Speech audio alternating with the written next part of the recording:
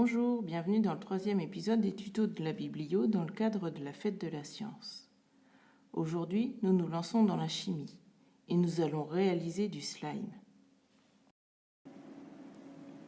Pour notre slime, il nous faut de la colle, la solution pour lentilles, du bicarbonate de soude, du colorant alimentaire, de l'eau, 2 bols, une cuillère. Allons-y. Verse la colle dans ton premier récipient. Attention, il est inutile d'en mettre énormément.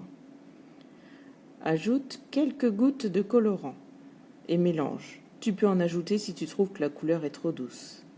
Dans ton second récipient, mets de l'eau tiède, environ la moitié de ta quantité de colle, et verse-le dedans, puis mélange doucement.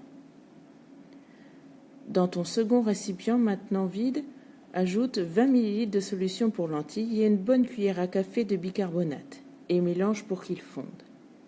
Puis, verse ta préparation dans le premier bol. Ensuite, mélange doucement, tu vas voir ton slime se former. Continue jusqu'à ce qu'il n'y ait plus de liquide et que la pâte se décolle des bords. Comment ça marche? Le slime a de drôles de propriétés, car ce n'est pas un solide, car il s'adapte à la forme de récipient. Et si on le laisse évoluer à plat, il coule tout comme un liquide. Mais ce n'est pas non plus un liquide, car si on tire d'un coup sec dessus, il se coupe net comme un solide. Ce phénomène est dû au fait que la colle est composée d'eau et de groupes de molécules.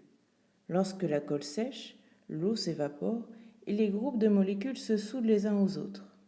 Ils forment ainsi de longues chaînes, un peu comme des spaghettis microscopiques.